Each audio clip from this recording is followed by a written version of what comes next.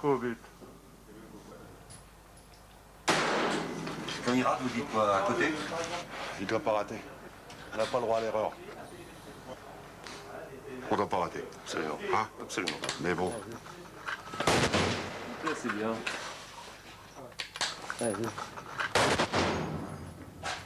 Ça y est. J'ai fait l'équivalent d'une pièce de 5 francs, à 100 mètres. À partir du moment qu'on a des vies humaines en danger, ça n'a plus rien à voir avec le sport.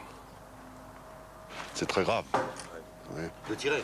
Ben, bien sûr. En fin de compte, le plus difficile, c'est de ne pas tirer.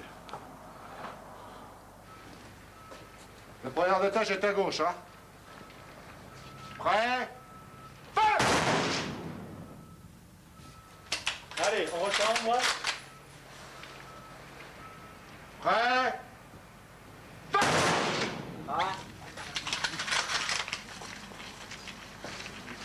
Bon, qu'est-ce que ça donne? 5 impacts, mais bien groupés. L'otage n'est pas touché. C'est impeccable. Notre fusil s'appelle Ultima Ratio. C'est vraiment l'ultime recours. On négocie. Si on peut évidemment sortir de la crise sans qu'il y ait de morts, sans qu'il y ait de blessés, on le fera. Mais le sniper est là. S'il faut sauver la vie des otages, hein, si à un moment il y a un choix à faire, on est là.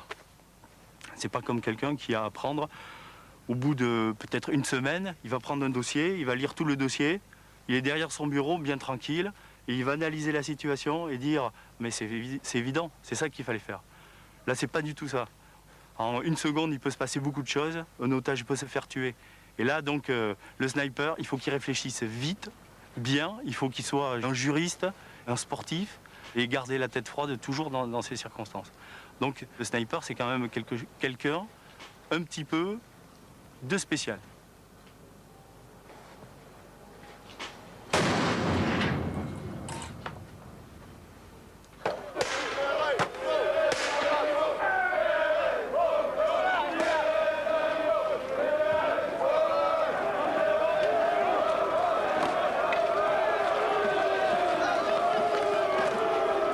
La CRS 8 a l'entraînement dans son casernement de Bièvre, au sud de Paris. Les jeunes manifestants sont des comparses. C'est un exercice spécial banlieue. Pensez qu'on reprend la position, donc on fait toujours face aux manifestants et on repart. Reculez.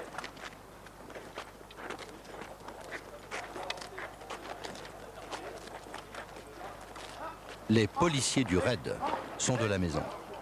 Le RAID est ce corps d'élite de la police créé en 1985 pour lutter contre le terrorisme. Les hommes en noir ont pour spécialité les opérations d'urgence en tout lieu. Les hommes en bleu, le rétablissement de l'ordre public dans la rue.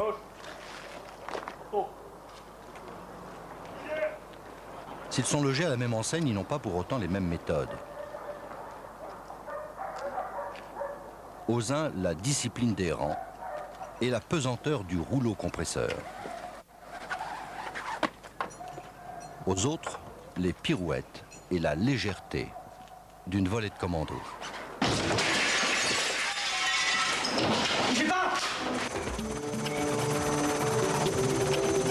Les policiers du RAID, I pour intervention, sont entraînés pour intervenir dans les situations les plus extrêmes. Sur terre, sur mer et dans les airs, ils doivent savoir tout faire. Pas toujours forcément du premier coup d'ailleurs.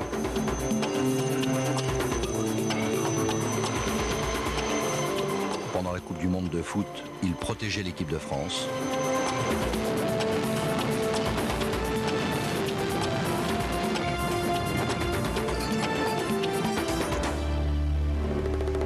Les hommes en noir sont une centaine, se montrent peu, et s'ils le font, c'est cagoulé. C'est un film sans visage. Bandits et terroristes ne doivent pas savoir qui les piste, ni pouvoir s'en prendre à ceux qui les maîtrisent. Dans le parc à Bièvre, l'entraînement est permanent, au point que les cerfs en ont les bois empêtrés de lambeaux de camouflage. La Grande Maison a abrité un autre genre d'hommes en noir, puisque c'était un ancien séminaire des missions étrangères.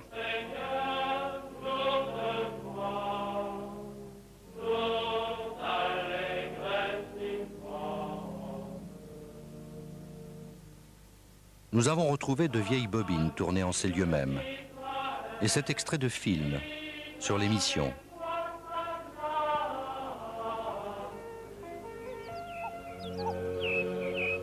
Ultime entraînement spirituel et physique.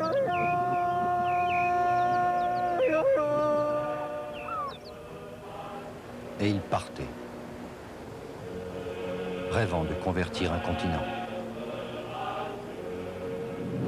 Autrefois les pères blancs, missionnaires de la paix des âmes. Aujourd'hui les hommes en noir, missionnaires de la paix civile. Et c'est dans l'ancienne chapelle que, quotidiennement, ils revivifient leur foi dans un métier dont les premières règles sont se maintenir en forme, savoir attaquer et se défendre.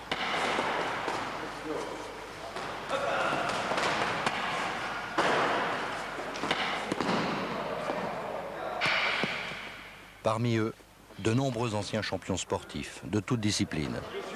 C'est ça, 2 par 2, vous prenez chacun notre main, on se met ici au contact, et bing. Après, une fois que vous êtes un petit peu chaud, vous sentez bien le truc, il y en a un qui va se reculer, l'autre il fait le geste d'approcher, là tu approches, voilà.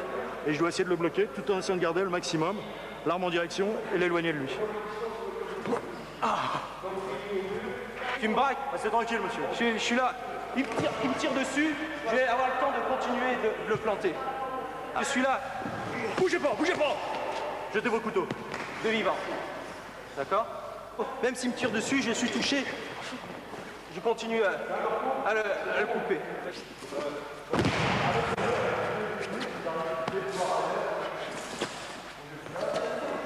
Ah, pourquoi le raid? C'est peut-être pour l'aventure. Uniquement l'aventure, on voir autre chose. Ne pas voir, ne pas rester dans un commissariat ou enfin une bande de copains, on s'amuse bien. Il y a de très bonnes individualités, mais ce qui fait la force, c'est le groupe, oui. C'est un groupe prestigieux et ça fait, on a bien envie d'y rentrer. À chaque fois, il peut nous arriver des choses un peu exceptionnelles, si bien que ça laisse rêver, ça laisse une perspective ouverte, quoi. On n'a pas un horizon fermé. Par goût de l'intervention, tout simplement. C'est l'intervention qui me plaisait. On bouge beaucoup, toujours dans l'actualité. Quand c'est chaud en Corse, on va en Corse. Quand c'est chaud, je dirais même en Guyane, eh bien, on va là-bas. Le raid a aussi des chiens policiers. Mais ce n'est pas leur emblème. Leur emblème, c'est ce modèle de discrétion dans l'approche et de fulgurance dans l'exécution qu'est la panthère. La panthère noire, bien sûr.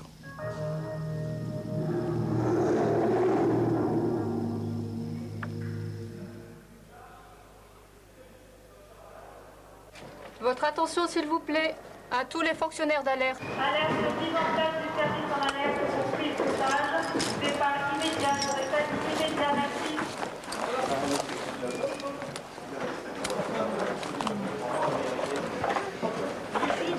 Jean-Marc, qu'est-ce que tu veux? Un HK. La deuxième, on va roule. Il y a un bruit de fuite devant tes Un autre HK.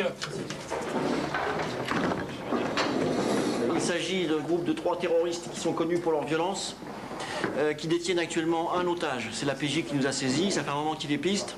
Ça risque de se tendre dans les heures qui viennent, donc il faut régler la situation assez rapidement, dans les meilleures conditions possibles. Alpha 1, Alpha 2, levez la main. Ok.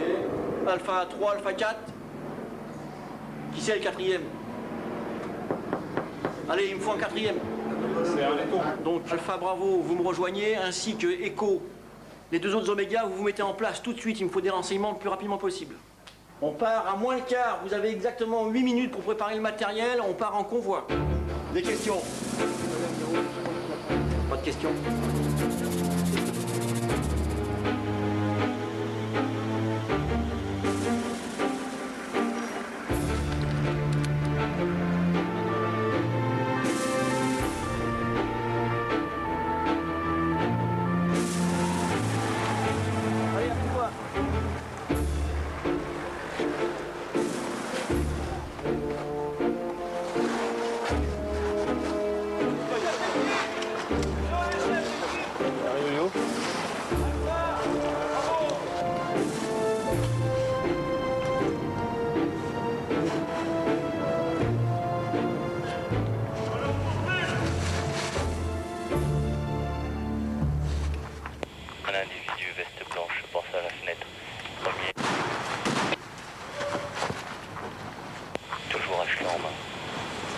boule noire.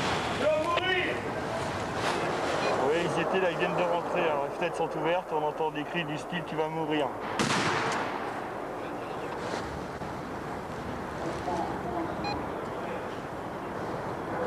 Du Oméga, un preneur d'otage. Fenêtre 3, passage à la fenêtre 2. Il y a toujours avec lui, normalement, au moins un preneur d'otage, sinon 2.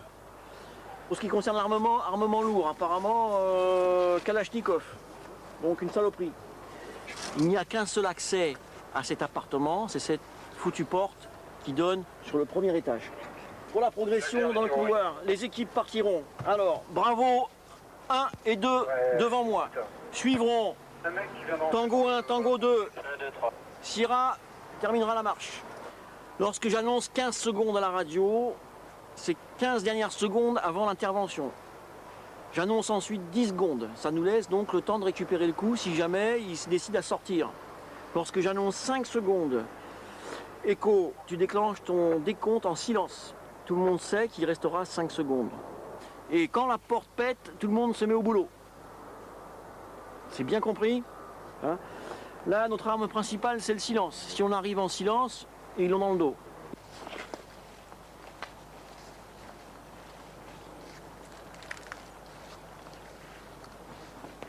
De Oméga 1, il n'y a plus de mouvement fenêtre supérieure juste sous la chaise. Oui, reçu. Laser d'Oméga.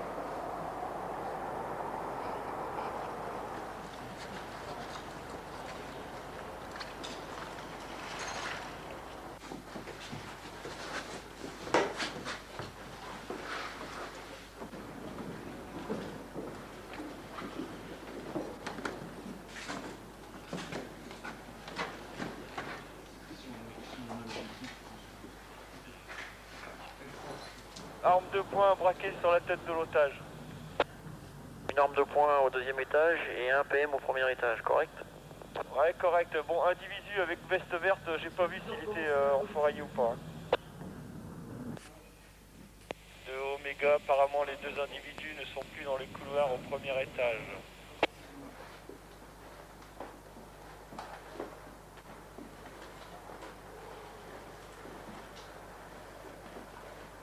Les deux individus, d'après mon dernier chouf, ils seraient rentrés dans la pièce du fond, au fond du couloir à gauche. Reçu.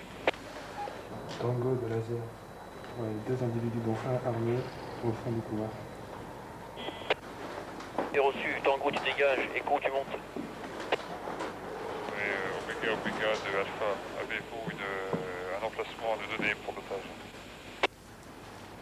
Négatif.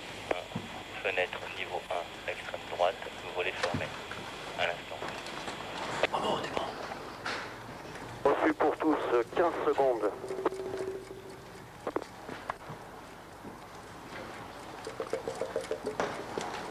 Secondes. 5 secondes.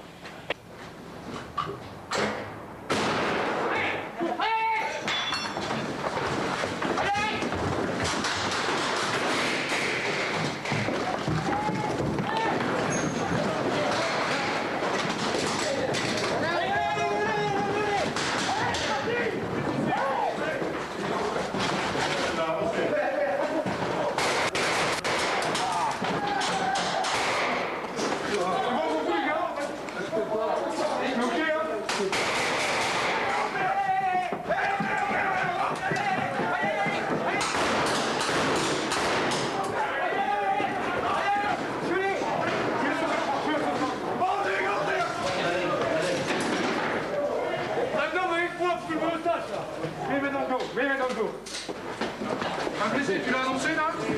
On voit dans notre station abattu, le cache est libéré.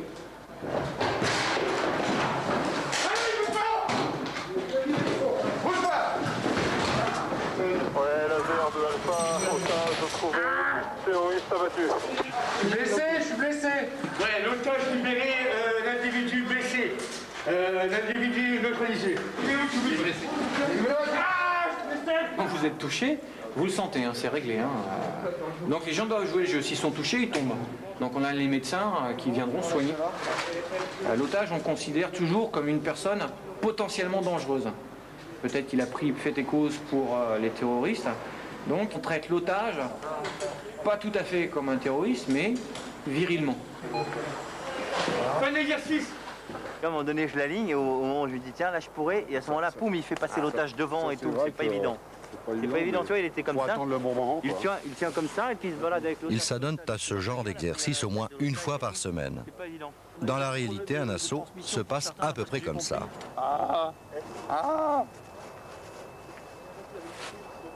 Je vais mourir.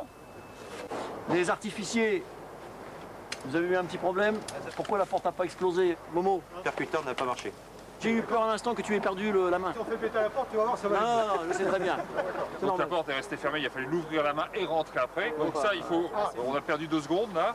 Après, ça s'est bien enfilé, on a tout ratissé sans problème. Et il y a eu 2 morts. Ouais. On va le refaire. Des médecins, qui ne sont pas des policiers, font partie intrinsèque de l'équipe. Plusieurs fois, ils ont été confrontés à des situations dramatiques. Le but, en fait, c'est d'apporter une médicalisation la plus rapide possible dans des lieux où la sécurité n'est pas encore parfaite et où les moyens, finalement, classiques, SAMU et pompiers ne peuvent pas intervenir rapidement. Je crois que nous, on est les témoins privilégiés en retrait de leurs interventions. C'est quelque chose, il faut l'avoir vécu pour comprendre ce qu'est d'être derrière une porte et de rentrer dans l'inconnu avec en face des projectiles qui vous arrivent dessus. À Roubaix, en 96, retranchés dans cette maison, 4 bandits, des islamistes, et les policiers échangent des milliers de balles. S'ensuit un incendie dans lequel les malfaiteurs périssent. Un policier est tué, un autre gravement atteint à la tête. Récit du rescapé au visage refait, d'une voix qui sort d'un palais en plastique. Parce qu'il tirait à travers les murs, à travers le plancher. Et j'ai pris une rafale d'armes d'épaule automatique. J'ai pris donc une balle au niveau de la face. J'ai pris la base de la mâchoire. Et elle est sortie au niveau de mon temporal gauche, en diagonale. Malheureusement, elle a explosé à l'intérieur de la bouche, ce qui m'a occasionné beaucoup plus de dégâts que... Je dis bien malheureusement, mais de l'autre côté, j'ai énormément de chance. Pour moi, c'est un accident, quoi. Il y a des facteurs qui ont été favorables pour moi. C'est que déjà, bon, mes amis, mes frères du service ont été là pour faire tout ce qu'il fallait pour que je sois dégagé rapidement. En plus, le médecin du service qui était là aussi a fait tous les gestes nécessaires pour me maintenir en vie. Et sans lui, je ne serais pas là aujourd'hui. Oui, le visage était effectivement peu reconnaissable. Mais je l'ai reconnu. C'est ça qui est difficile d'ailleurs. C'est qu'on a affaire à des gens avec qui on vit tous les jours. C'est très très différent de la médecine, enfin de la réanimation classique en SAMU par exemple, où on a affaire à des inconnus. Ici, lorsqu'il y a une blessure de ce type, il y a un aspect émotionnel qu'il faut arriver à maîtriser. C'est pas évident. Seul, on n'est rien. Il faut se mettre ça dans la tête, surtout dans le genre de travail qu'on effectue. Seul, on n'est rien. Quand on a compris ça, déjà, on a fait un grand pas. Finalement, ce service est fait pour garder la vie sauve dans la mesure du possible, la vie des otages, bien sûr, mais aussi la vie des méchants, on va dire. On est là pour tout le monde, au service du public, et je crois qu'il faut que personne ne se trompe là-dessus. Les événements antérieurs ont déclenché certaines polémiques a posteriori, et je pense que c'est très probablement déplacé. La maternelle de Neuilly, l'affaire qui a rendu le raid célèbre. En mai 93, un homme bardé d'explosifs prend en otage une classe de 21 enfants de 3 à 4 ans. La France entière suit les négociations habilement menées par le raid, qui permettent la libération progressive de 15 bambins. 6 petites filles sont toujours retenues dans la salle de classe transformée en poudrière par le preneur d'otages. 2 jours plus tard, à l'aube, Human Bomb est assoupi. Ordre est donné aux policiers d'intervenir. 6 sont chargés d'emporter les fillettes, 2 autres de surveiller HB. Pour la première fois, l'un de ces 2 hommes parle. Il a la main dans un sac, qui pour nous est le sac dans lequel se trouvent les explosifs, et l'autre main n'est pas visible. Donc l'autre main peut également être orientée, posée sur un déclencheur quelconque. On ne le voit pas. La sortie des enfants a lieu. Malheureusement, à un moment donné, dû au bruit ou parce que les enfants ont quand même eu peur de voir des hommes en noir arriver sur eux. Certains se sont mis à crier, ont pu réveiller le preneur d'otages. qui donc à ce moment-là, alors qu'il était allongé sur le côté, a ouvert les yeux, nous a vus, et donc a fait le geste pour nous qui était évident. Physiquement, il vous a vu? Ah oui, tout à fait, ouais. Qui pour nous, c'était évident, il a essayé de faire fonctionner son dispositif. Il a eu un geste. Il a eu le début de geste. Tout à fait, oui. Et là, la décision, elle est à prendre en moins d'une seconde, c'est évident, ça va très très vite. Une seconde, c'est très long. Quand on fait du parachutisme, on s'aperçoit qu'une seconde, c'est long, c'est court à la fois, mais là, ça va beaucoup plus vite. Et le seul tir efficace, malheureusement, dans une situation comme ça, c'est la tête. Quand je dis au niveau de la tête, c'est malheureusement un tir au niveau du cerveau. Bon, ben, c'est jamais très agréable que ça se termine comme ça, quoi. Je crois qu'au niveau du service, on a tout fait pour que l'issue soit différente. Malheureusement, le problème, c'est que les parents de la victime ont déposé plainte. Mais ça, je dirais que ça se comprend. Donc, ils ont du mal à concevoir que leur fils ait pu faire une telle chose. Et puis, on a été attaqué dans certains journaux et par certaines associations. Qui ont dit qu'on aurait pu épargner la vie du preneur d'otage. Bien sûr, c'est ce qu'on a essayé de faire pendant 46 heures d'ailleurs, hein, parce que s'il a fallu l'abattre, on aurait pu le faire beaucoup plus tôt et dans de meilleures conditions. Dès le départ? Dès le départ, c'était bien plus facile, bien entendu. Parce que c'est pas dans notre culture, de toute façon, de donner l'assaut, que personne n'aurait compris, de toute façon. Parce qu'il a été dans la ligne de visée des tireurs, à un moment donné. C'était tout à fait possible, oui.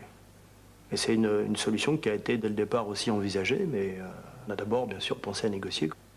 Il y a eu une instruction qui a été ouverte pour établir le déroulement de l'opération, savoir pourquoi ça s'était passé de cette manière. Et les conclusions de cette instruction, c'est?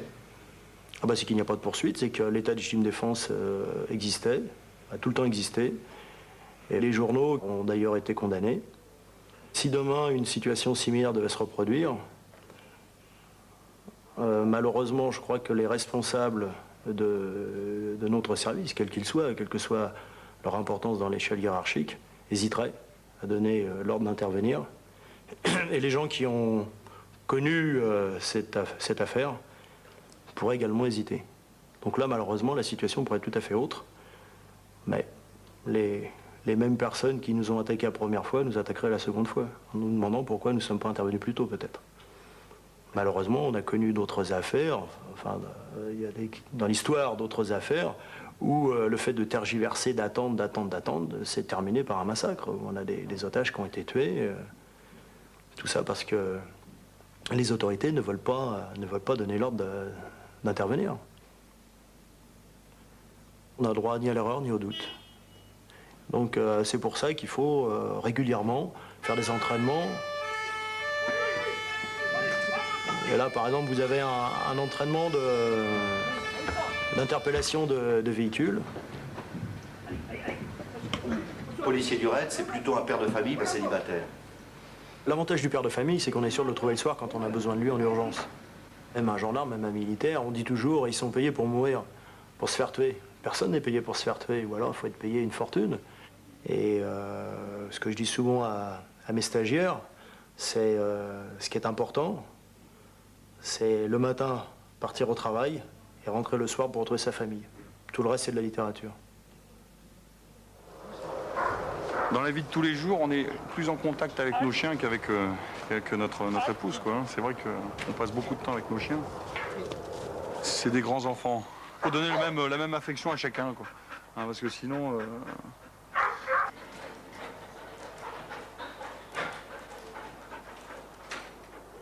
Là, ils chauffent la mécanique, ouais. Ah ouais. Là, ils se détendent. Ils connaissent le programme, ils ont une horloge dans la tête. Bon, le chien connaît son travail. C'est des petits guerriers, hein, quelque part. Hein. C'est le petit soldat parfait, hein, qui n'a aucune notion du danger et qui se dévoue complètement à l'homme. Hein. La peur, il ne connaît pas. Hein, et il va retranscrire complètement ce qu'on lui aura inculqué à l'entraînement. Hein, ce qui fait que on peut lui demander n'importe quoi.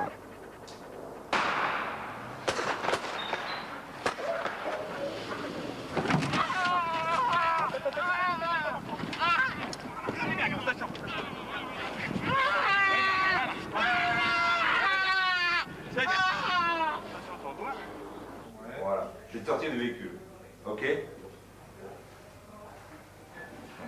Une voiture portière. D'accord. Il sort. Amène-le contre la porte. Écarte les jambes. Voilà, tu recules un peu, là, tu prends tes places. Okay, voilà. Salopard! Mon enculé! Là, tac, moi je lâche le chien. Et une fois que le chien est parti, tu peux passer devant moi, Eric. Ah oui, bien sûr. Oui. Hein, d'accord. Okay. Tu pars devant moi et moi. Tu attends pas qu'il chope le mec. Non, non, c'est bon, c'est bon. Une fois qu'il est parti, il est parti. Nous,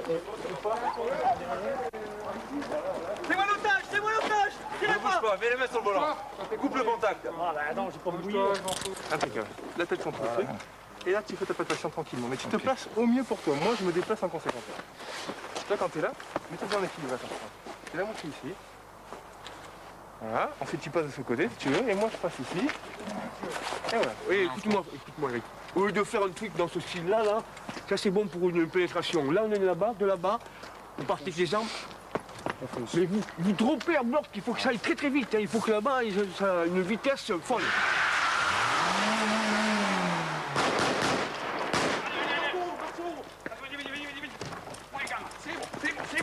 Un coup de boule! Ok. Attends. Il t'enrage! On va la refaire. On va la refaire.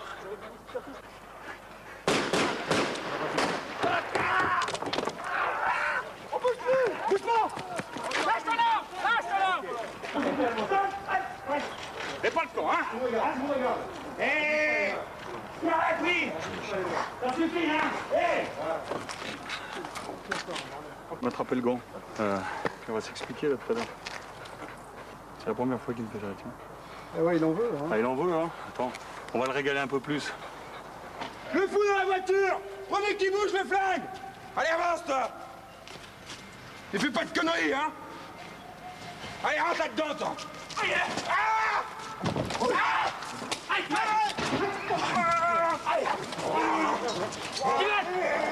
Aïe! Il a bien travaillé, Pepper.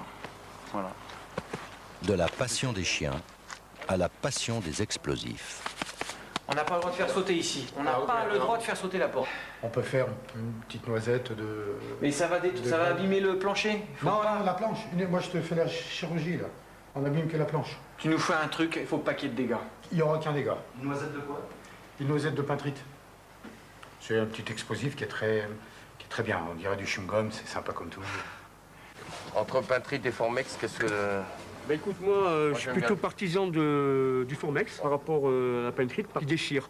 Okay. Si tu veux, Yo-Yo, ce qui est important pour nous, ça va être la surprise. Hein? Et le plus silencieusement possible. Okay. C'est clair? Allez, action. Travaux pratiques au grenier. Alors, je ne suis pas là, tu ne tiens pas compte de moi, hein, je suis transparent.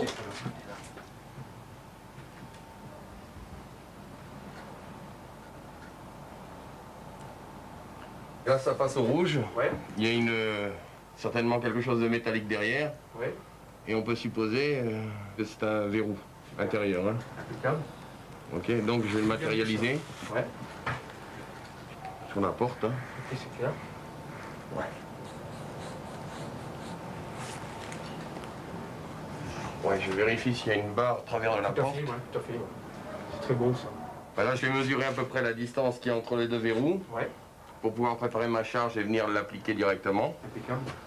C'est pas la peine de mettre une charge importante, parce qu'il faut ouvrir la porte et non pas détruire les gens qui sont à l'intérieur, hein, c'est bien clair. Alors là, qu'est-ce que tu es en train de voir? Tu es en train de voir comment tu vas faire courir ton fil. Voilà, là où je vais faire cheminer le fil pour éviter qu'on se prenne les pieds dedans. Et puis ça c'est bien, ça c'est super ça. On arrache les charges. Ouais. Voilà. Super. Ça c'est bon. C'est impeccable ça. C'est bon? C'est pas la peine d'aller plus loin, Lionel, c'est parfait à ce niveau-là. Hein. Voilà. Est-ce que tu as remarqué des grosses fautes là, Ben absolument pas. Hein. Bon, maintenant il est certain qu'il va falloir qu'on passe à une vitesse supérieure. Ouais, pour la mise en œuvre. La prochaine fois, voilà, on va travailler sur une porte qu'on va détruire. Tu vas voir un immeuble avec 2-3 étages, avec des portes blindées. Il y aura au moins 50 portes à faire péter. On va vraiment s'éclater, si je puis dire. Tu vois ce que je veux dire, Lionel? Okay.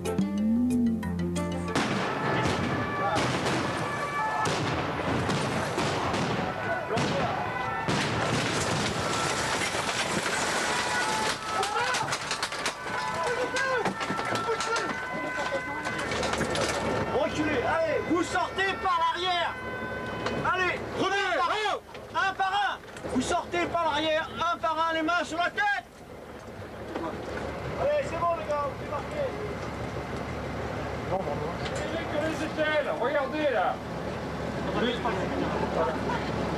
L'utilité de mettre un coup d'échelle dans la vitre pour enlever tout ça. Hein?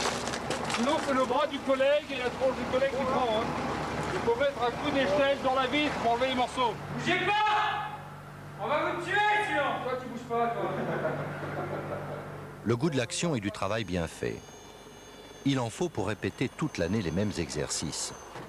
Huiler le mécanisme d'une intervention, c'est gagner ces quelques précieuses secondes qui font toute la différence entre une opération réussie et un carnage. Suivez bien ce qui se passe à l'abordage. L'homme de tête a perdu du temps à cause de son bouclier trop lourd.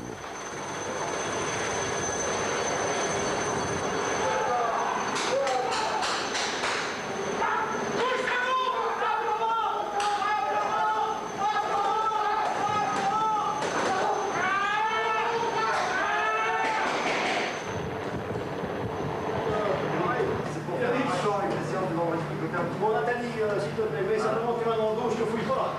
On fait comme si c'était fait. Séance critique. Le bouclier de 12 kilos est mis en cause. À coordonner la diversion et l'assaut. À l'abordage, on a été gêné par le bouclier, ça faut le savoir. On perd trop de temps avec la récupération du bouclier. Et je perds au moins 3-4 secondes à aller chercher le bouclier qu'on me passe. Et pendant ce temps, 3-4 secondes, c'est vraiment trop. Dans cet exercice, le bouclier lourd sera désormais utilisé autrement. Ce genre de cafouillage peut se solder par des vies humaines. Et cela est arrivé face à un forcené, armé de tout cet arsenal. Dans le cas présent, le bouclier était trop léger. Les balles l'ont transpercé. Celui qui le tenait, plaqué au sol pendant 45 minutes, a été gravement blessé et le collègue qui se cachait dans son dos a été tué. Donc nous, on est couché par terre puisque ça commence à allumer, boum. Donc le premier binôme, et on le voit jamais. On le voit jamais. Il y a juste un quart de seconde, une demi-seconde où il a montré sa tête comme ça pour voir où on en était. Et... Combien de balles il a tiré? À peu près 200. Dans ma direction, une bonne moitié. Et sur tous les morceaux de parquet qu'on voit voler, les pots de fleurs dans un appartement qui éclatent, c'est l'odeur, c'est la poudre, c'est surtout voir le canon avec la flamme de 20-30 cm qui crache sans arrêt et qui sait de toute façon qu'on va s'en prendre une. Et puis de voir son collègue derrière soi qui est blessé, pensant qu'il était blessé. Ça sentait la mort partout. Bien sûr, ça nous poursuit tout le temps. Et bon, la blessure de la jambe, elle est remise, c'est sûr, mais dans la tête, une blessure, ça se remet jamais. Il n'y a pas de point pour la tête. Mais il n'y a pas de haine, non. Parce que cette personne, par exemple, sur Rissorangis, on aurait pu facilement le tuer ou le supprimer, mais on a évité, justement, pour le remettre à la justice. Moi, je me suis senti de rester. Justement, peut-être pour servir pour ceux qui arrivent derrière, pour les jeunes, pour éviter, bon, on n'évitera jamais, quand c'est vraiment trop violent, on ne peut pas, mais au moins les retenir. Mais maintenant, on se repose peut-être plus sur la psychologie, sur l'équipe de négociation et sur la technique, parce qu'il y a une évolution dans le matériel. Du matériel, il n'en manque pas. On les dit bardés de gadgets. Et ce n'est pas faux. Mais il y a gadget et gadget.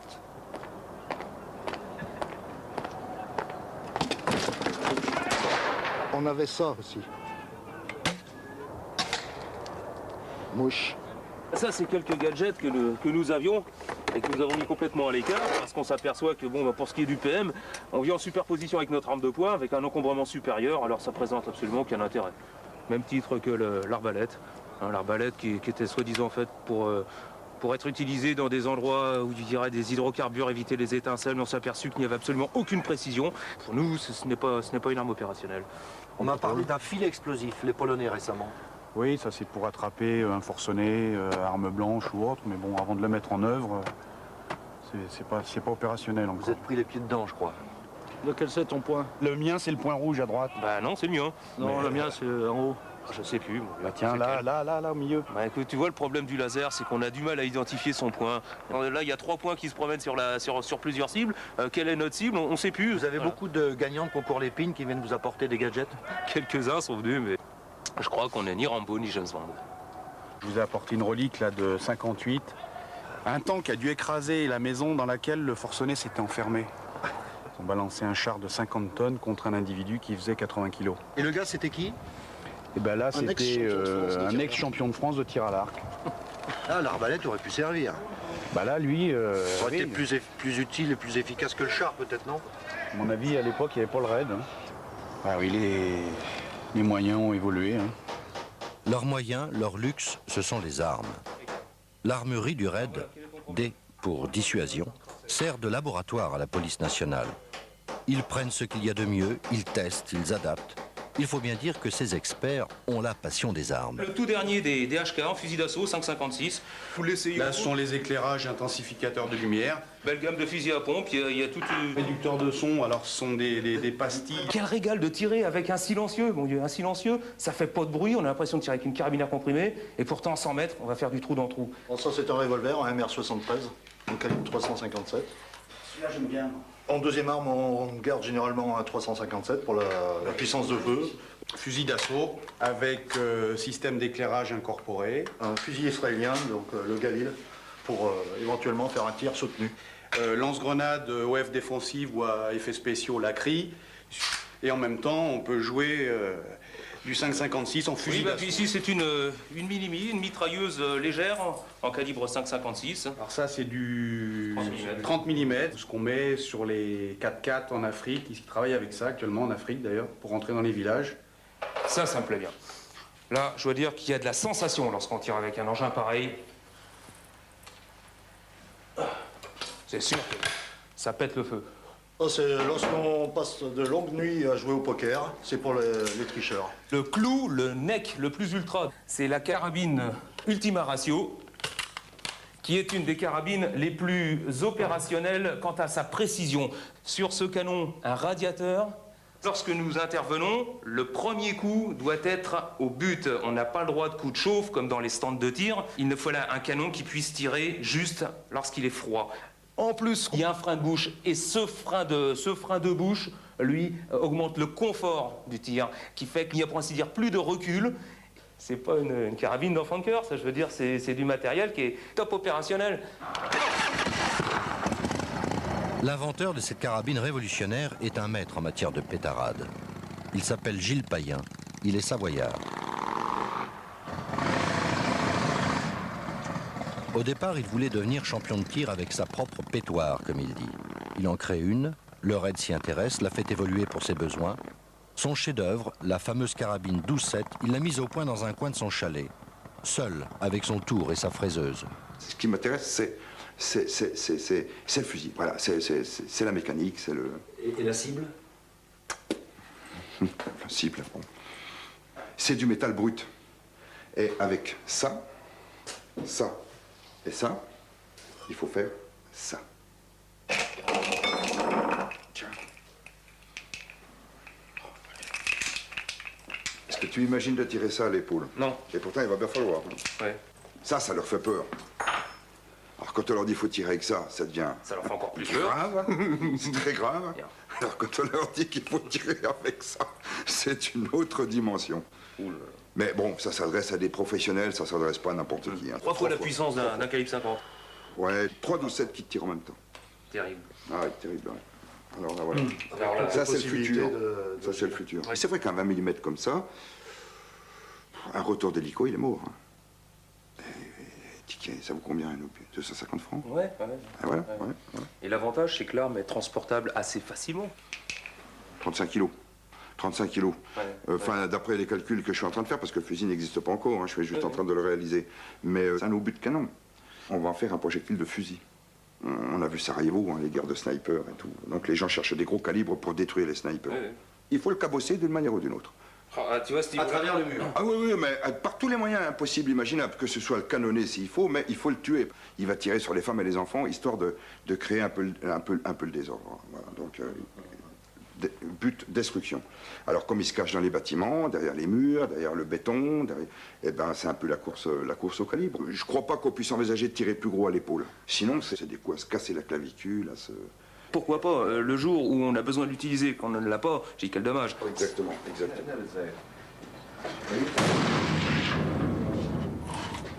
Alors? Oh là là, la folie. Attends, il va t'étoyer un petit. C'est la branche grosse des fusils.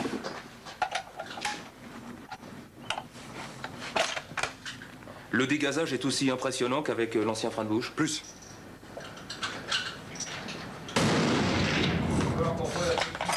C'est une forme de shoot. Celui-là par rapport à Mais l'autre, c'est une forme de shoot intelligent, quoi. C'est trippant, quoi. C'est trippant. Qu'est-ce qui t'a motivé? Le fun au départ? Bah, c'est vrai que quand tu as fait un 12-7, tu as envie d'aller plus loin. Mais un 20 mm qui a des chevaux. Voilà. Voilà, pas un 20 mm. Pète le feu, quoi. Pas un 20 Ligne de snow, voilà. Pas un 20 mm au bromure, un vrai, quoi. Un vrai.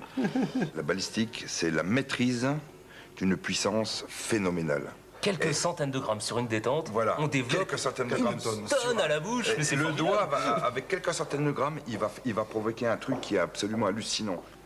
Pendant un temps très bref. On a le doigt sur la détente. Il y a l'adrénaline qui monte et flac, on envoie.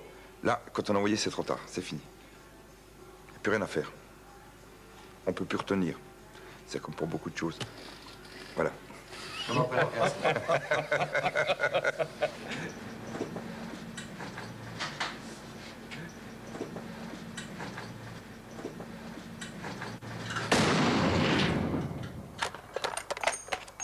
vois, il s'engage pas le chargeur. Pourquoi est-ce qu'il s'engage pas? C'est qu'il y a un problème. Il est en trop là. Vas-y. Voilà, là c'est bon. Coup par coup. On n'est jamais assez humble, je sais. Malgré, on a beau avoir le matériel le plus performant qui soit, il faut rester toujours humble. On n'est pas à l'abri d'un coup malencontreux. Le maniement des armes, grand sujet de conversation. Mais depuis l'assassinat du préfet Erignac, à la cafette, les retours de mission en Corse font beaucoup parler. Le raid R pour recherche y est en opération permanente. Travail dangereux. L'un des leurs a été fauché l'an dernier par une rafale de mitraillettes au débouché d'un virage. On plante pas dans une bagnole. Ça c'est fini ça. C'est terminé. Il faut trouver autre chose. Il faut aller trouver son petit trou dans la forêt. Il faut aller chercher des gens qui connaissent parfaitement le terrain. Des gens qui se battent pour une certaine idéologie. Malgré tout. Il faut aller les chercher sur leur terrain, c'est pas facile. Tu prends un mec, tu le lâches, tu reprends un autre. C'est difficile dans les petits villages. Ouais, c'est ça le plus difficile. 80% de la population n'est pas terroriste. Hein.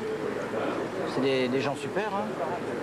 Donc il faut pas, tu vois, il faut faire le distinguo entre les gens qui filochent et puis les gens qui sont bien, quoi. C'est difficile, mais c'est vrai qu'ils sont méfiants par nature. C'est des chasseurs, ils connaissent le maquis par cœur. C'est des combattants. Hein. Donc c'est des combattants. Ils ne montrent pas qu'ils vous ont vu, vous le sentez? Ouais, quelqu'un vous a vu ou pas? c'est une petite guerre latente entre eux et nous, mais ils sont très forts aussi. Il ne faut pas les sous-estimer, ils arrivent à nous repérer, quoi. Nous on les repère et eux ils nous repèrent, c'est le jeu du chat et la souris. Oui, ouais.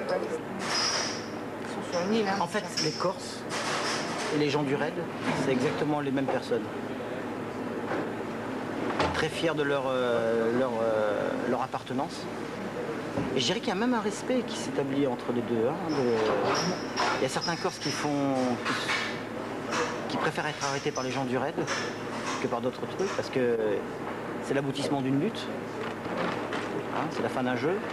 Et puis nous, quand on les interpelle, bon, si on les interpelle d'une façon correctement, ils constatent qu'ils ont perdu, ils ont perdu. Ils sont corrects. Hein. Il y a eu des menaces qui ont été faites. Oh oui, tu as en permanence des graffitis sur les murs, partout, le raid, assassin. Bon, il s'est passé une affaire malheureuse où il y a eu mort d'homme, et depuis, ils nous considèrent comme des chiens de guerre, pour reprendre leur expression, quoi. Il y a des menaces, mais bon, on ne se déplace jamais seul.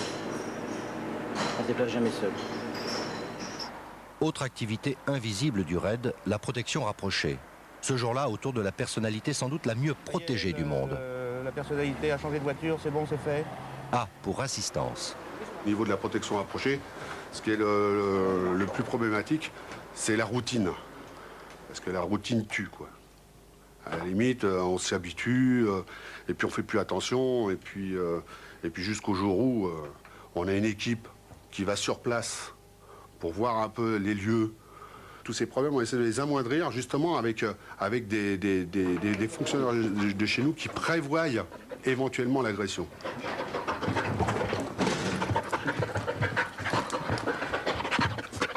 Dessous. Voilà ce qui s'appelle sécuriser une chambre en règle. La chambre prévue pour la personnalité et toutes celles autour.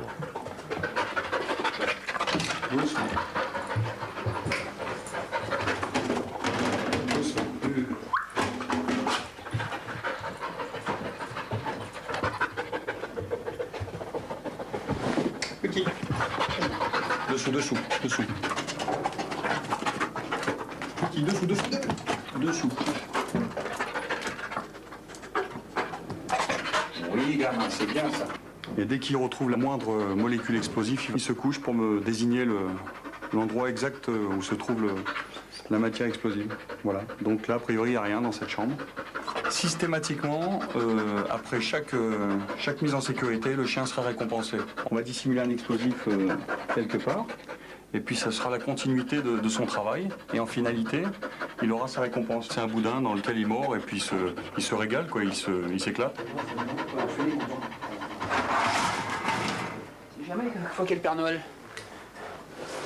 Si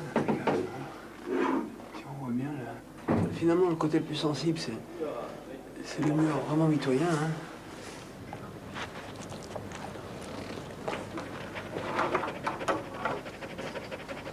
S'il y a un fil tendu, bon, c'est péter la gueule. Un fil tendu avec une charge. Tu sors par là-bas. Bouge pas, j'arrive.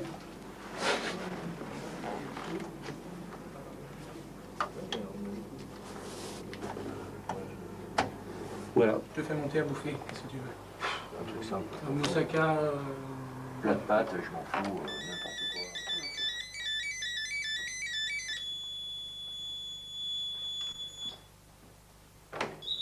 quoi. Ok, bah ça fonctionne, il n'y a pas de problème. Allez, bon courage.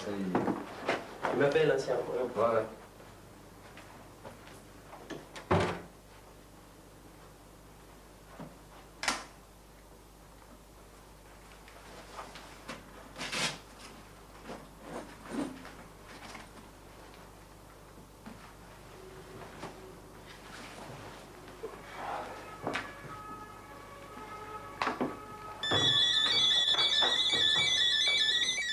Alors nous avons un système qu'on appelle le triangle, où là la personnalité est protégée par 3 fonctionnaires du service. Parce que la protection des 3 fait 360 degrés. C'est-à-dire fait le tour de la personnalité. Alors, le 3 s'occupe de toute la partie arrière, le 2 de toute la partie avant. À la limite, c'est un peu le précurseur du triangle. Et le 1, lui, s'occupe de toute la partie extérieure et de la personnalité. Et si, admettons, il y avait une agression, obligatoirement, le numéro 1 s'occupe de la personnalité. De la théorie à la pratique, autour de Salman Rushdie. On a mis au point un système de protection qui permet, au niveau du triangle, de se déplacer, mais sans intercaler les numéros. C'est-à-dire que si, à la limite, vous voyez comme ici, la personnalité se dirige par là, et qu'à un moment, parce qu'une personnalité, ça fait ce qu'elle veut. Hein? Un coup, ça va à gauche, un coup, ça va à droite. En général, bon, puis on peut pas lui dire, non, c'est par là que vous devez aller, sauf si c'est pas où est... ben ça, c'est le travail des précurseurs. Mais il y a des fois, il veut dire bonjour à quelqu'un, il se tourne, il va vers la personne, on est obligé de le suivre.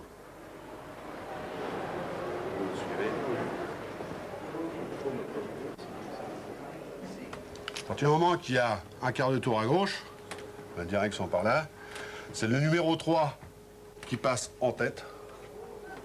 Le numéro 2 qui était devant, qui se retrouve à l'épaule droite de la personnalité, et le numéro 1 qui est sur l'arrière. Vous voyez un peu comment que ça se passe? On a mis au point parce que ça évite les croisements. de personnes.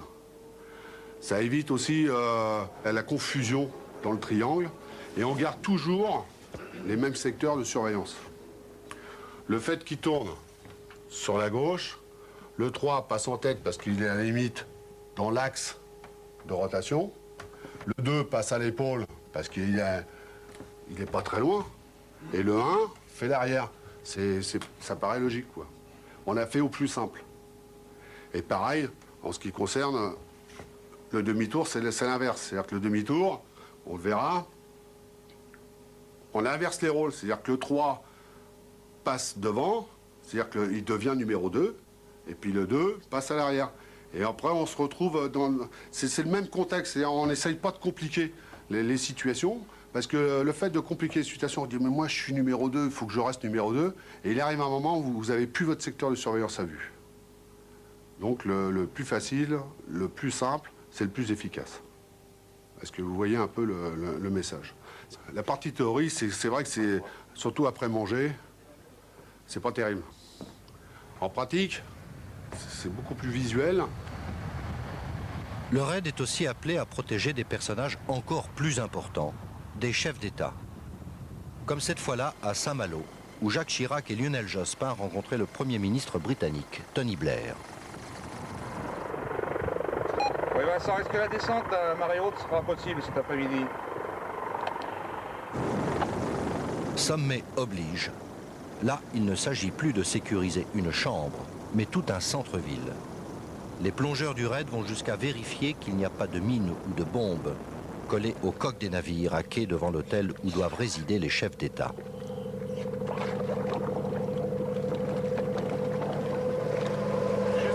C'est bon, il n'y a rien. On va faire les 2 coques là avant. Allez. Dépêche-toi pour l'eau. La place de l'hôtel de ville où doivent se dérouler les entretiens est investie par des policiers de tout cuir, des caves jusqu'au toit.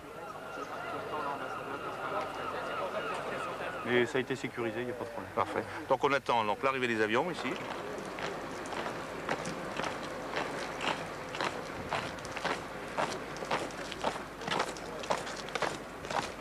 Les hommes du raid sont là, incognito dans leurs blousons chics.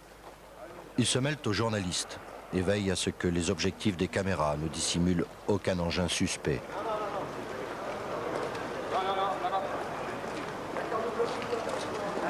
Alors, attendez, le chef n'est pas spécialement le numéro 1. Dans les voitures, le 1 n'est pas dans la voiture de tête. Le 1 se trouve à l'arrière. Le fait que le numéro 2 soit devant, lui, il peut donner des directives au chauffeur et aussi au numéro 2 et au numéro 3, par les moyens radio. Et lui, il a la vue sur l'ensemble du dispositif. Ou alors, il faut en mettre un 4e. Voilà, si on met un numéro 4 ici, et là, il fera le rôle de chef d'équipe. Il pourra discuter avec la personnalité. Mais il y a des personnalités qui ne veulent pas qu'il y ait un fonctionnaire qui s'assoie à côté. Hein. Donc, c'est... Bravo. Fin du sommet. Chirac, Blair et Jospin préfèrent rejoindre leur résidence à pied plutôt qu'en voiture. Pas d'affolement. Les anges gardiens ont tout prévu. Ils sont là, discrètement mêlés à la foule, invisibles. Avec ou sans cagoule, avec ou sans masque, invisibles jusqu'au contact des dangers les moins visibles et les plus imprévisibles qui peuvent nous menacer, quels qu'ils soient. L'arme chimique est l'arme du pauvre, elle peut être employée en matière de terrorisme. Il y a eu le cas qui a été employé à Tokyo, dans le métro de Tokyo, avec le gaz sarin. Et effectivement, le raid a été préparé pour intervenir dans un cas particulier comme celui-ci. On peut aussi avoir des interventions à faire dans des cas de crise grave qui auraient été déclenchés par des produits dérivés de produits ménagers, qui sont effectivement à la portée de tous. Est-ce que vous pensez que ça arrivera un jour? On s'y prépare. Est-ce que l'existence d'un seul fou justifie l'existence du raid? Bien sûr. Vous coûtez cher, alors? Le tout est de savoir comment on quantifie la vie humaine et si effectivement la vie humaine a un prix.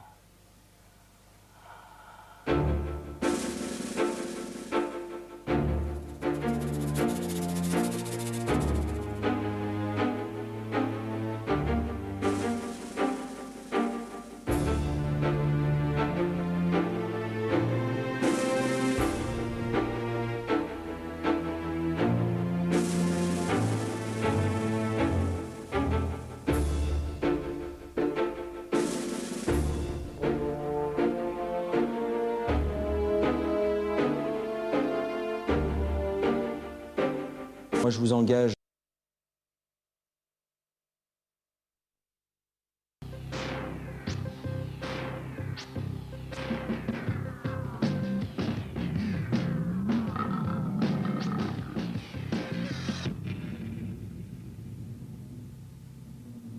Unité d'élite de la police nationale, le RAID, dont le nom signifie Recherche, Assistance, Intervention et Dissuasion, est créé en 1985. Nous nous trouvons devant le 33 de l'avenue Marbeuf. Il y a des voitures... À cette époque, de violents attentats assombrissent le paysage politique français. Le ministère de l'Intérieur, garant de la sécurité des citoyens et des institutions, s'engage résolument dans la lutte antiterroriste et décide de réunir dans un même groupe des hommes particulièrement motivés pour servir la République.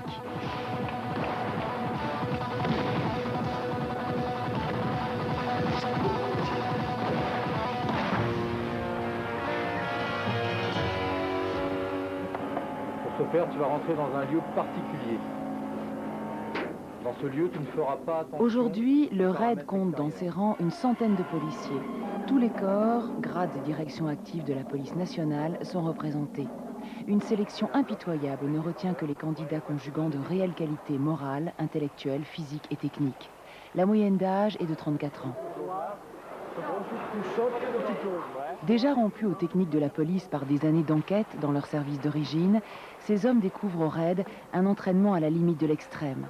Cette expérience sera rapidement mise à l'épreuve lors de missions qui les éloignent de leur base, environ 200 jours par an.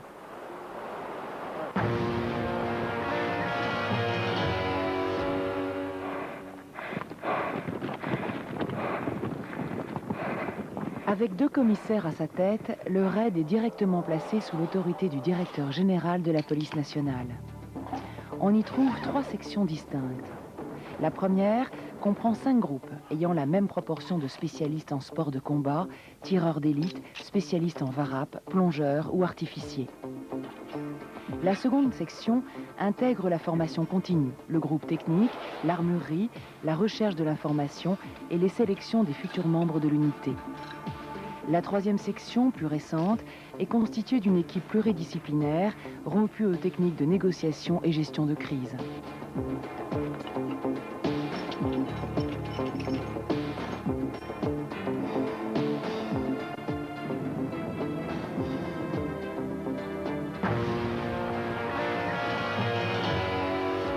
Tireur, identifiez vos cibles. 1 prêt. 2 prêt. 3 prêt. 4 prêt. Ouais. L'unité est un véritable centre d'investigation, d'études, d'essais de matériel et de techniques nouvelles. Ces recherches se font en liaison constante avec la direction de l'administration de la police nationale. Équipés de moyens sophistiqués qu'ils ont souvent eux-mêmes choisis, les hommes du RAID ont compétence sur l'ensemble du territoire de la République. À ce titre, ils participent à la lutte contre toutes les formes de terrorisme et de banditisme.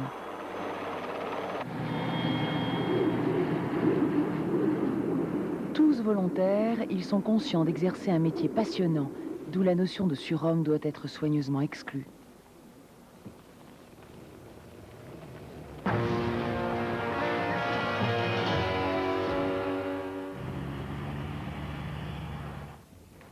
En matière de prise d'otages ou d'individus forcenés, la compétence et le savoir-faire du RAID sont unanimement reconnus.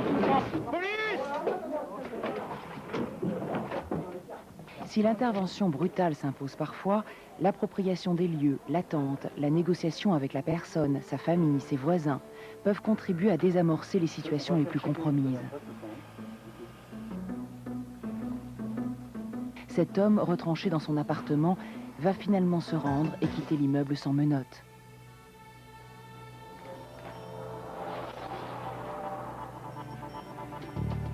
Lorsque la négociation échoue, l'unité prend en compte tous les paramètres existants pour intervenir. Dans un pavillon, une femme est prise en otage. Les exercices de nuit maintes et maintes fois répétés vont enfin payer.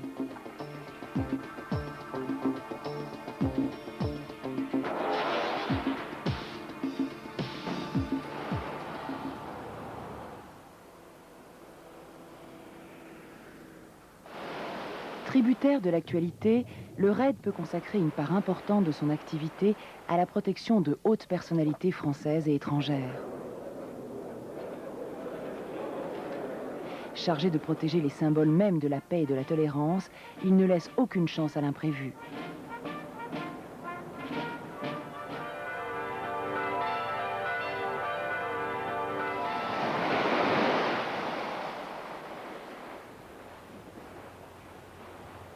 Chaque homme ambitionne d'être le meilleur dans sa partie. Face à l'évolution du grand banditisme, les groupes du RAID ne sont plus constitués que de spécialistes de haut niveau. En métropole, comme dans les départements d'outre-mer, comme ici au large de la Martinique, le RAID démontre sa capacité à lutter contre les trafics internationaux de stupéfiants.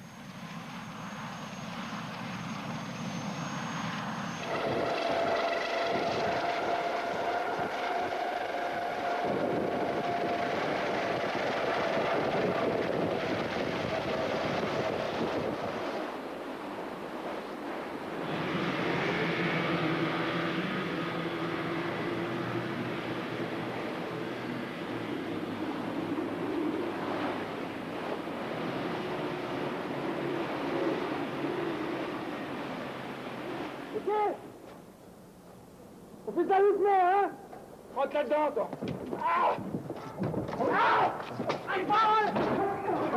Le renfort apporté par les chiens du RAID constitue une plus-value dans les opérations délicates. Ils sont également sollicités pour détecter drogues et explosifs lors de grandes manifestations sportives qui monopolisent aujourd'hui l'attention de la planète entière.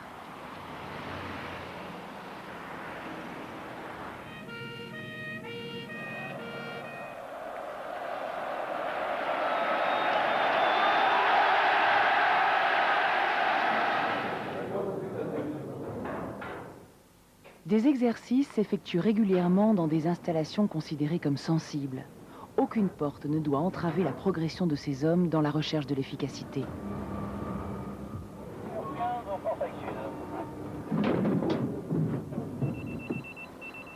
Le RAID est aujourd'hui compétent pour intervenir en milieu technologique hostile, nucléaire, bactériologique et chimique, le fameux NBC. Faites attention, on se rendra pas.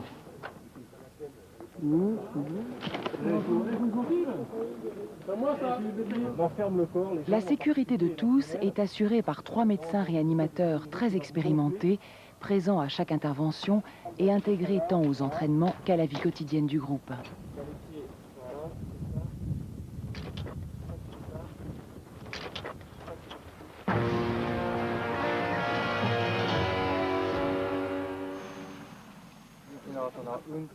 La coopération internationale, et notamment la formation de policiers étrangers, joue aujourd'hui un rôle primordial.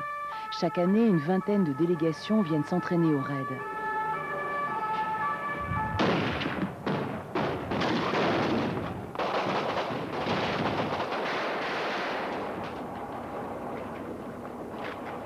y en a un qui reste en protection, c'est les gars sortis là.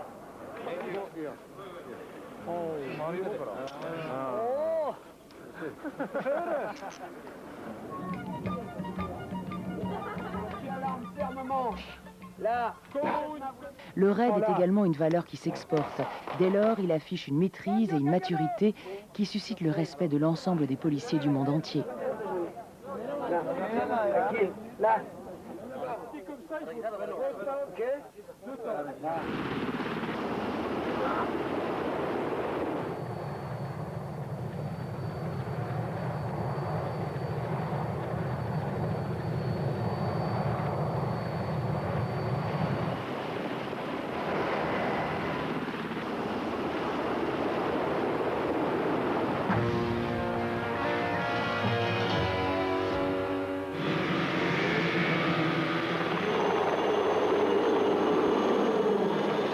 Depuis 1985, le RAID a démontré qu'il est un service majeur de la police nationale. Sa vocation d'assistance se pérennise en France comme à l'étranger. Souvent dans l'ombre, parfois sous les feux de l'actualité, les hommes du RAID mènent une lutte sans merci contre toutes les menaces majeures qui pourraient déstabiliser notre pays.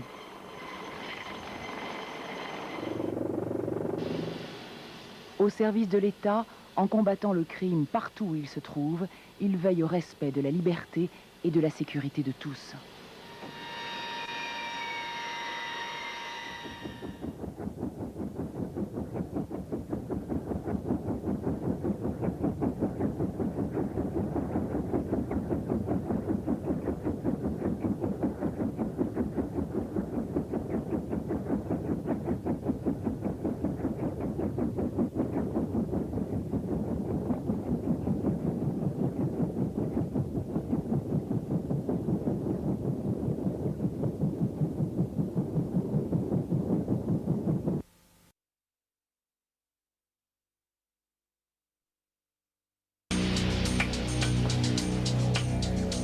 Pour mener à bien sa mission et enrayer ce qu'il appelle la dérive mafieuse de la Corse, Nicolas Sarkozy compte bien s'appuyer sur le RAID.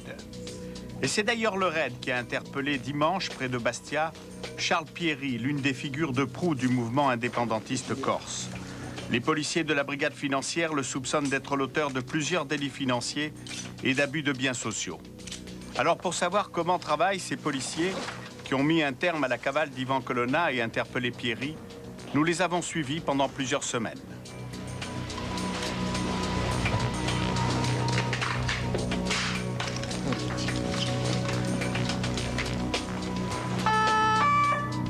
C'est bon pour toi? Vincent, c'est ok pour toi?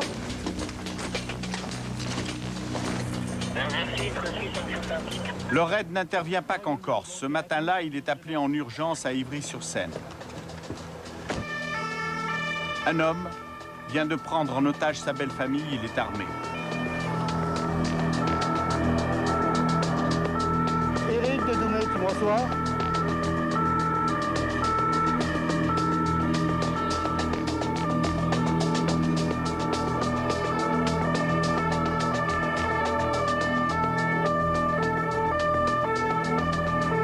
Poussez-vous!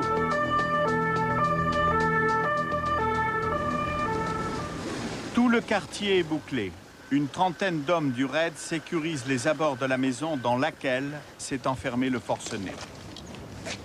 Et puis en fait, il s'est approché de la porte. On n'allait pas en contact avec lui, on a pu l'avoir à la voir.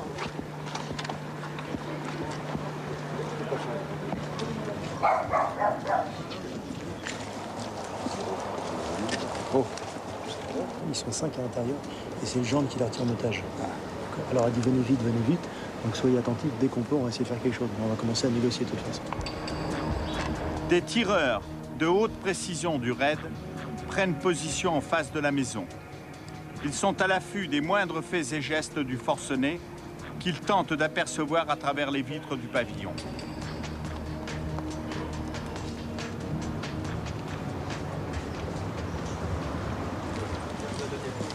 Daniel, ce qu'on pourrait faire, c'est mettre déjà le doré en place. Attends, on va attendre. On va essayer de prendre contact avec lui, on va... Ouais, mais tu gagnes du temps. Si ça surine en haut, on aura du mal à perdre du temps pour rentrer. Pour l'instant, s'il avait été plus virulent, on l'aurait su. On va attendre. La tension monte d'un cran. Les minutes passent et la situation ne se débloque pas. Ouais, quelqu'un a ouvert la fenêtre. J'ai pas pu discerner si c'était un homme ou une femme. La fenêtre est entrouverte, mais personne n'est à vue maintenant. Viens. Non, il n'y a pas de problème. Alerté par les voisins, le beau-père du forcené arrive sur les lieux. Oui, monsieur, je vous entends. Je suis attiré des armes, je crois. Oui, non, mais ça va. Il n'y a pas de cartouche. C'est tout à fait là-bas. Il y a des armes de chasse, mais bon, il n'y a pas de cartouche dans l'intérieur. Par contre, on va... Attendez. Faut que vous rentriez bien. Non, Armand, c'est pas possible pour Le beau-père du forcené est conduit dans le camion de commandement du RAID. Il décrit aux policiers l'intérieur du pavillon et donne quelques détails sur la personnalité de son gendre. Le mec, il est assez grand, blond, plutôt dégarni, les cheveux courts. Et la description que fait le voisin, c'est plutôt du style paysan. Voilà, d'accord, plutôt paysan. Plutôt paysan, dégarni. Apparemment, il a des gros problèmes.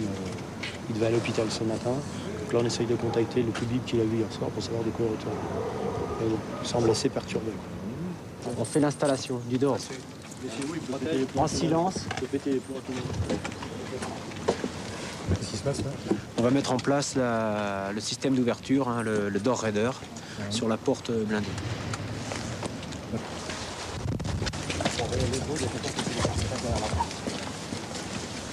Le négociateur entre alors en scène et tente d'établir le dialogue avec le forcené.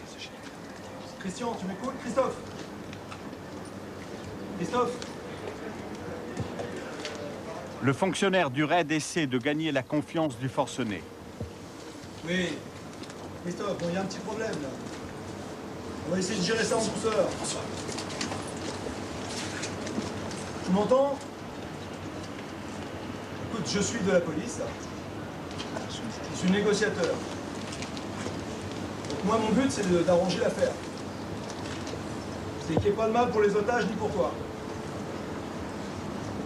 Écoute, apparemment, il y a des gens qui sont retenus avec toi. Est-ce qu'ils peuvent sortir? Est-ce que tu peux les laisser sortir? Tu me promets que tu leur feras pas de mal.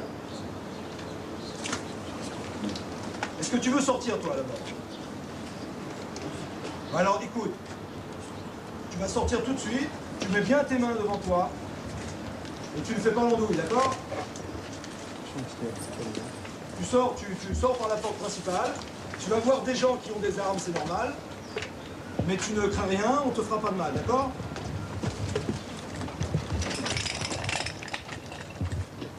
Ok. Allez, montre-toi. Allez, montre-moi tes mains, s'il te plaît. Allez, sors. Moi, ce fusil.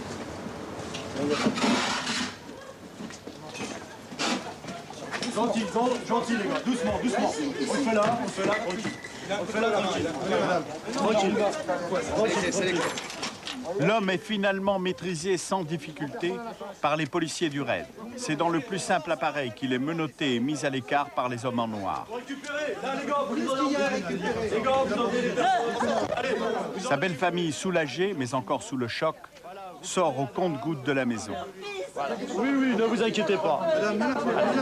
Allez. Madame. Non, ça vient. On va le chercher, ne vous inquiétez pas. Doucement. Ne vous inquiétez pas, on va le ramener.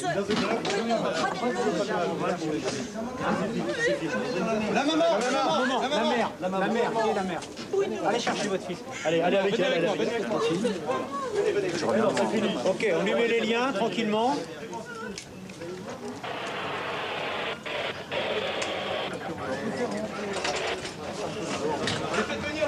Faites venir le père.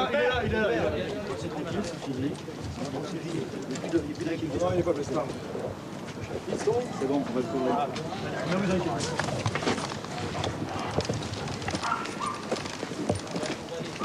Le forcené est entendu au commissariat. Il sera interné dans un hôpital psychiatrique à l'issue de la garde à vue.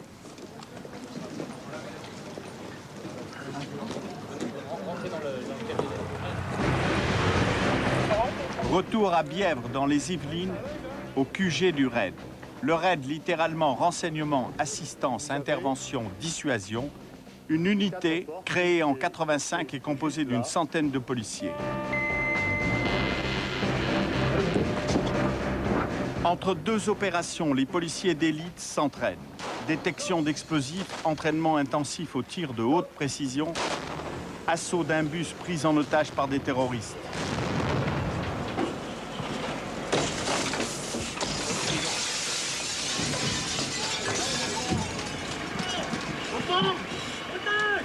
La lutte antiterroriste est devenue au fil des ans une mission prioritaire du raid. Notamment depuis la prise d'otage d'un avion d'Air France le 25 décembre 1994. Ce jour-là, 4 islamistes algériens du GIA prennent en otage 173 passagers d'un Airbus en provenance d'Alger. À l'époque, ce sont les gendarmes du GIGN qui interviennent sur l'aéroport de Marignane, près de Marseille. Filmé par une caméra de LCI, l'assaut commence à 17h12. Les hommes du GIGN ouvrent les portes. Une fusillade nourrie éclate à l'avant et dans le cockpit de l'avion.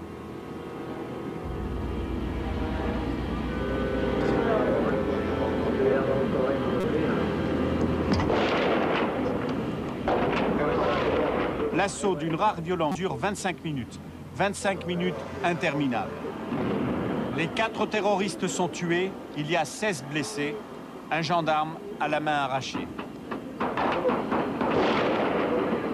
Oui, mais il y en a un qui est touché. À l'instar des gendarmes du GIGN, les policiers sont aguerris à ce type d'exercice. Ce matin-là, il est 10 h à l'aéroport de Roissy. Le raid simule l'assaut d'un appareil contrôlé par des terroristes.